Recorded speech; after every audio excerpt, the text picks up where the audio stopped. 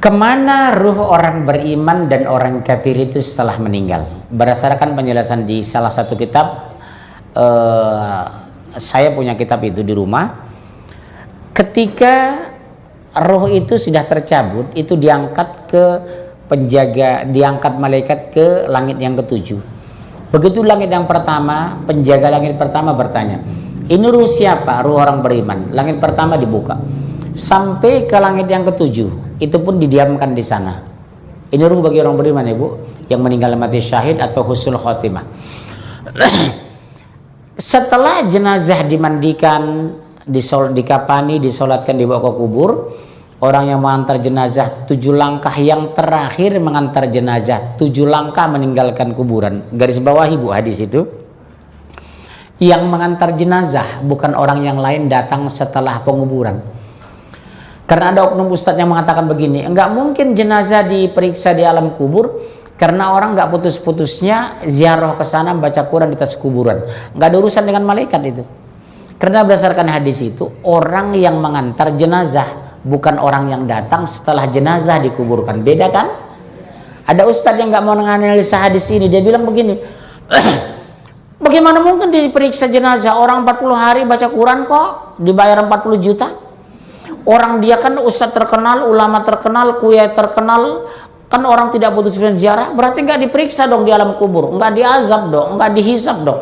Oh, saya bilang bukan begitu.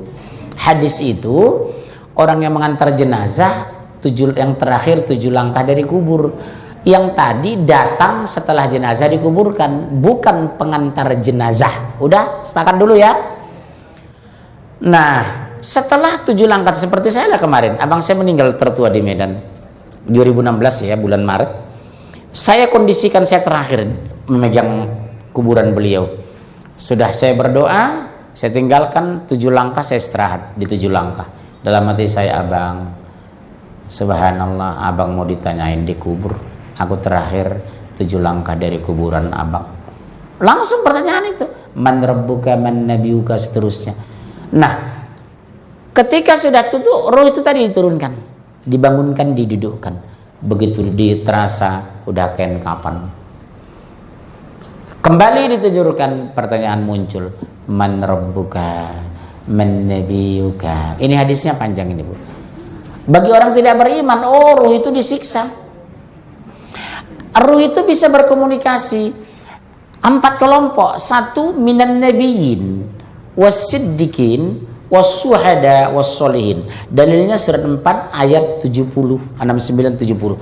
Siapapun yang mentaati Allah dan Rasul Muhammad, mereka akan bersama-sama dengan orang yang diberi nikmat oleh Allah. Nah, siapa yang diberi nikmat itu? Langsung baca. Yaitu para nabi. 1 minan nabiyyin, para nabi.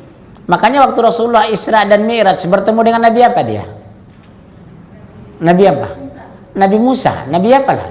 Nabi Ibrahim. Nabi apa? Nabi Isa. Karena mereka selevel, minan nabiyyin. Kedua, wasiddiqin, orang-orang yang menerima kebenaran dan membenarkan kebenaran. Kelompok para sahabat, Abu Bakar, Umar, Utsman, Ali. Yang ketiga, wasyuhada, yang meninggal mati syahid. Yang keempat, was-sholihin, ibu bisa masuk di kelompok ini, orang-orang soleh. Contoh, ayah ibu meninggal di Garut, ibunya ibu meninggal di Mekah. Kalau meninggal sama-sama husnul khotimah, insya Allah ruh bisa komunikasi. Makanya ibu nggak usah repot-repot. Ibunya ibu meninggal di Kulon Progo, Baturetno, Wonogiri, Cilacap. Tiba-tiba ayahnya ibu sudah 79 tahun meninggal di Jakarta. Ngomong sama suami, Pak, mohon maaf sekali, tolong dibawa jenazah ayah saya ke Cilacap ya, supaya berdekatan dengan ibu saya. Nggak ada urusan. Kalau yang satu husnul khotimah, yang satu su'ul khotimah.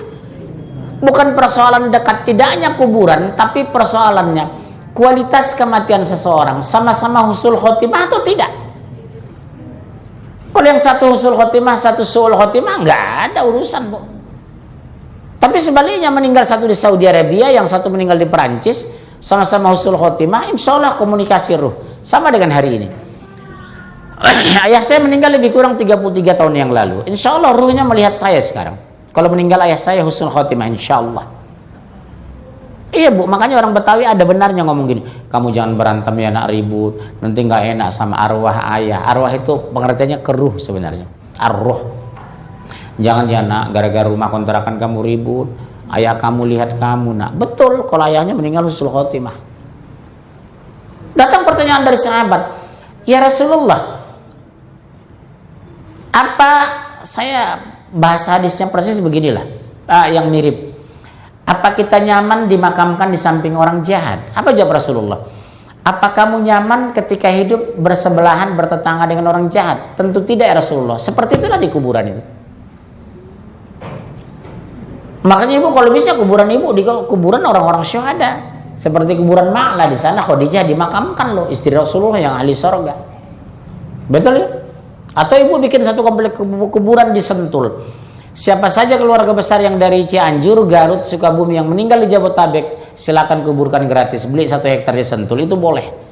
Karena Rasulullah mengatakan, jangan bikin kuburan berdekatan dengan pemukiman, dilarang. Apalagi kuburan bersatu dengan masjid.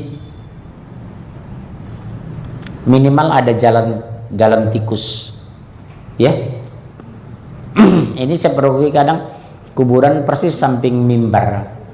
Karena yang nyumbang mungkin neneknya, kakeknya ya, bentuk penghargaan di mimbar masjid, di sebelahnya dibikin kuburan. Kalau bisa dihindari. Jauhkan pekuburan dari perumahan, kata Rasulullah. Ya, makanya ibu jangan ke kuburan itu mendoakan jenazah. Ya. Betul? Udah. Ada lagi? Yang kedua, jangan ibu menafsirkan siksa kubur atau azabul qabri, azab kubur itu hanya di mana seseorang dikuburkan.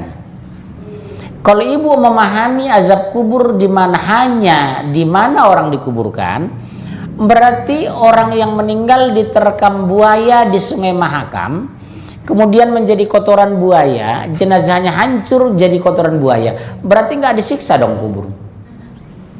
Berarti orang yang diterkam harimau di Jambi ketika dia sedang bertani, makanan menjadi makanan serigala atau harimau, kemudian menjadi kotoran harimau jenazah, apakah dia tidak disiksa?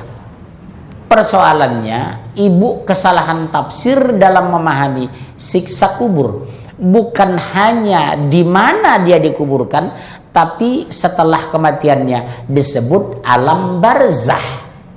Arti barzah itu pemisah. Dipisahkan dari apa? Dari alam dunia.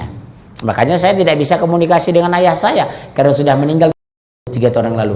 Tapi ruh ayah saya insya Allah bisa menyaksikan saya, anaknya Munzir, Situmorang duduk di sini ceramah. Insya Allah. Ya, karena barzah, penghalang, penutup.